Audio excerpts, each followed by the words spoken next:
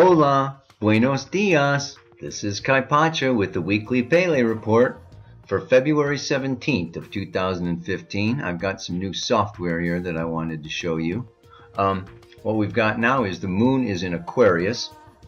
Wednesday, she goes into Pisces. Friday, she goes into Aries. Sunday, into Taurus. Next Tuesday, into Gemini. The big thing that's going on right now is that we have this new moon coming along, and I want to show you what a new moon really looks like with my fancy new software here. Can you see this? This is an alignment of the Earth with the moon and with the sun. And what we can do is just get this baby moving a little bit. I want to move it maybe like a half hour at a time. Now the Earth starts moving. Is this like cool or what? So as I'm talking here, you can see that now the new moon is past, right? Because it is past that alignment with the sun. And what you can also see here coming up is this Venus-Mars conjunction. If you take a line from the Earth, you can see that the moon is going to come into, and this is happening right now, Venus in alignment with Mars, not very far off from Uranus. You could draw a line right on through this whole thing here, and now by this time the moon has gone around, and we'll have, this is a few days from now probably, that that moon is gone. So I want to just go back a little bit, include Saturn. As you can see here from the Earth, we also have Saturn at like a 90-degree angle from Neptune. So this is why we can say that Saturn is square Neptune. You see that? It's like a 90-degree angle there. What you don't see on this program actually is that the sign of Aries, would be back over here, which is basically the constellation of the bull, or Taurus, would be behind this lineup of planets going on. Yeah? So that's really a powerful thing. We can also say that on Monday, the sun is square Saturn. So you can see the Earth is gradually moving around here counterclockwise, and it's going to form a 90-degree angle between the sun and Saturn. So that's coming around. So you see, this is just it's an awesome way of looking at things. And you can see a little while ago, right, we had a sun opposite Jupiter because the Earth was right in between the sun and Jupiter. So I don't know, I just think this is a very cool program that I wanted to show you. There's lots of different things that you can do with this. I can turn this whole thing so that we're looking at it more from the top view. But what is actually even super cool is if we turn it so that we're really looking at it, there you can really see. Here, I'm going to stop the viewer so it stops moving and go back to where we were originally. And I'm going to start this baby moving again.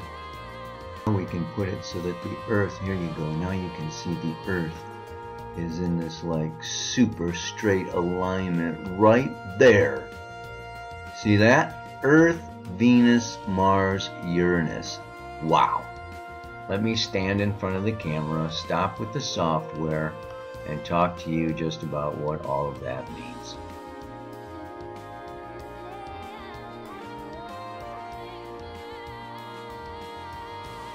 Okay, hola. Another day, another Pele report. Wow. How about that new software? In fact, I'm going to finish this with another thing because I didn't do the Sun-Neptune conjunction or the Uranus square Pluto. I got to show you more of that, from the eagle eye perspective of the software. I love it. I want to start with the new moon. Hello, new moon.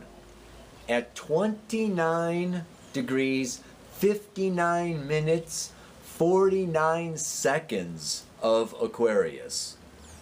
It's like the sun, goes into, the moon goes into Pisces 10 minutes later. It's just like, we are on the cusp, on the edge. The 29th degree of any sign is called a critical degree. When we have a new moon at a critical degree in the sign of Aquarius, to me that says it's critical. And this next month is a critical month when it comes to Aquarius. And what is this cusp between Aquarius and Pisces? I see Aquarius as science and Pisces as religion.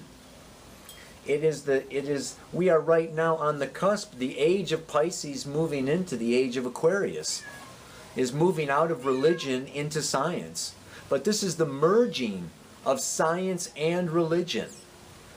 So it's really powerful, it's very potent, and to me it says that this month is about, really, global consciousness. Pisces is the collective unconscious. I think Aquarius is the global conscious. Again, this is like right at the cusp.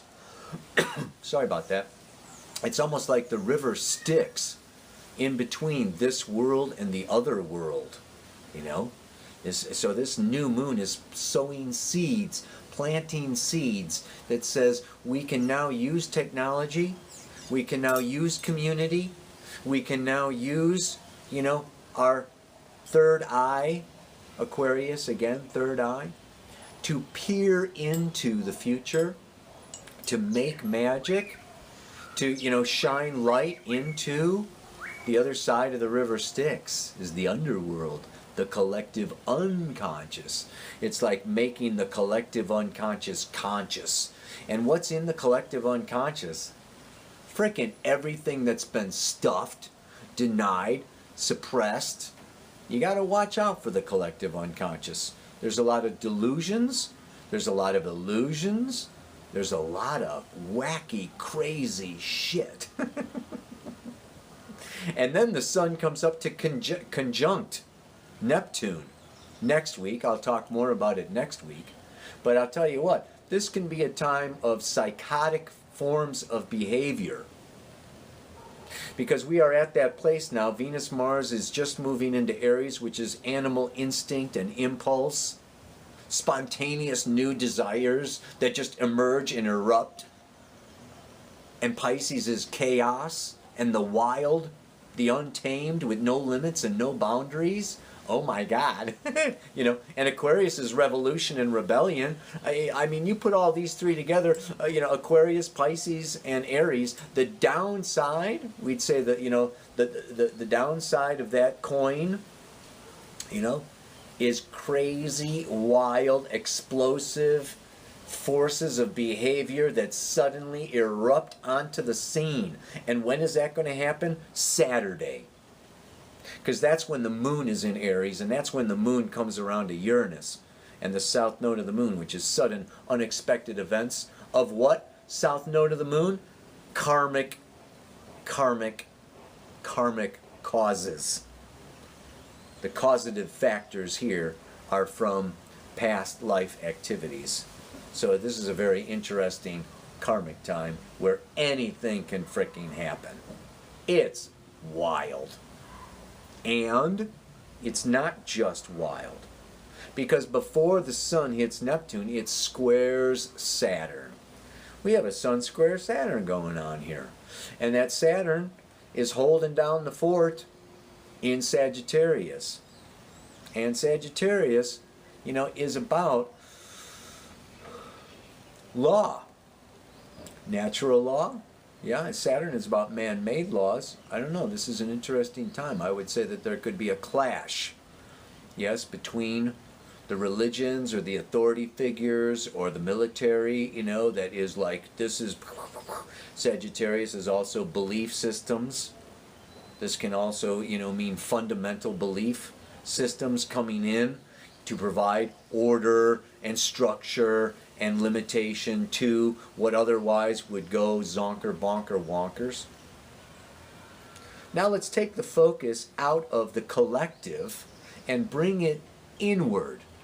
Because, we're not going to affect, the planet, planetary consciousness so much as we can with our own internal spiritual work. So as we do our own inner work and clean up our own act, we have a positive influence and impact on the whole collective consciousness. So, to look at it personally, it's late in the day. I just finished 2 chart readings. I usually do these paleo reports in the morning, so I'm a little on the burned out side. I just had to get this done before the sun goes down or I'm screwed. Anyway, personally, I've been talking about how we've got all these planets, going through Capricorn, Aquarius, Pisces for the past couple of months. And now they're starting to emerge, right? Venus comes and Mars comes and, the moon comes. And so it's like we're coming out of that place where I said so much was going to be defined and kind of out of our control. And big hand of destiny, moving our lives. Well, now it's time to take back some control, right? Aries is I want, I need, I am. Yeah? So, now there's going to be this shift over the next couple of months where, it's time for us to decide, for us to act, for us to impact, and not be victims or martyrs or, overwhelmed, but like, so that, it's time. It's almost like the horses have been, it's like, if life is a horse race, the horses are gathering at the gate in Pisces, and, this weekend, bam, the gun goes off, the gates go open, and it's time. It's time to charge, man. Mercury went direct. Now Venus and Mars goes into Aries. The balls are going to start rolling. Sometimes they say heads are going to roll. Yeah, if you don't get the job done, Saturn and Sagittarius, if you don't do it the right way, you're fired. You may get fired, but better yet, quit. Because Aries takes charge. Aries takes control. Aries is the pioneer. You're not going to fire me. I'm going to quit. Aries likes to be first. You don't tell an Aries what to do, right? It's like, they feel it coming. It's like, this isn't working so good. I'm going to get them before they get me. So the main thing to be, dealing with during this week, and this is what the mantra is about, with bold determination, I set my course and go, knowing that conscious attention will help me reach my goal. Key words in this mantra: conscious attention. Because it's very tempting to just impulsively, unconsciously act when we've got this kind of energy going on. Start arguments, fly off the handle, make breakups, and then, of course, there's also makeups, but things can happen suddenly and quickly, and, it's just like, it's time to be very alert and very conscious and try as much as is possible, to direct that flow a little bit and not just kind of like throw yourself unconsciously, into the ring so that you end up getting beat up. Yeah, if life is a boxing match, the bell just went off, and what you want to do is like walk into the ring, carefully, consciously, so that you don't get smackarooed. I suppose that's not the best image. You got the horse race, you got the boxing match, you got the, whatever. But yeah, it's time. It's an exciting time, It's exhilarating, and it's best to be a force of change rather than be forced to change. I'll remember that one. All right, one last time for the mantra. I gotta shut this thing off. Too silly today. With bold determination, I set my course and go, knowing that conscious attention will help me reach my goal. Namaste, aloha, so much love. Check out this software and see this thing again. Okay. Okay, first let's start with the Sun conjunct Pluto. How do I do that? Yeah, here, put that so it looks cooler. We go like this, do you see? We turn it around so that from the Earth, Sun conjunct Neptune, yeah, there it is. Now you see, here it is. Now we turn the thing on so it gets going here, right?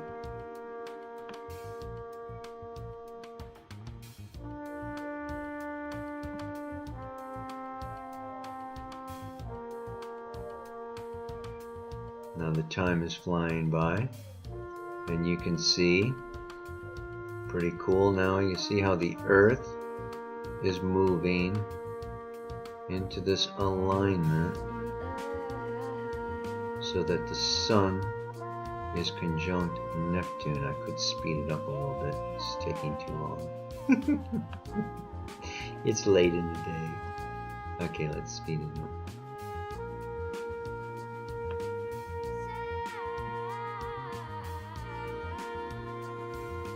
Look how fast, that's Jupiter spinning. Look how fast Jupiter is spinning. Alright, well, we should be seeing the Earth move. The Earth moving? God, this is taking forever. Well, let me see. When is that?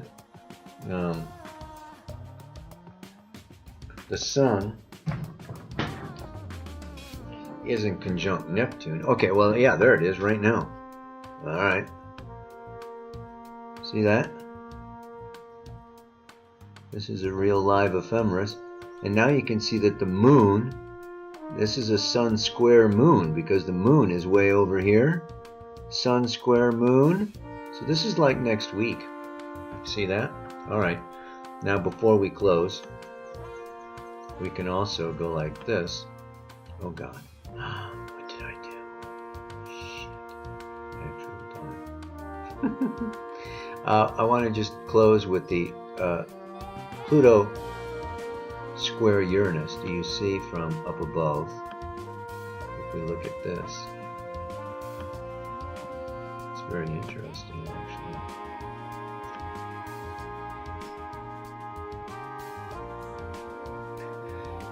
We go like Uranus square Pluto. It doesn't even really actually look so much like a square, does it? It looks more like a square from Pluto to the Sun to Uranus,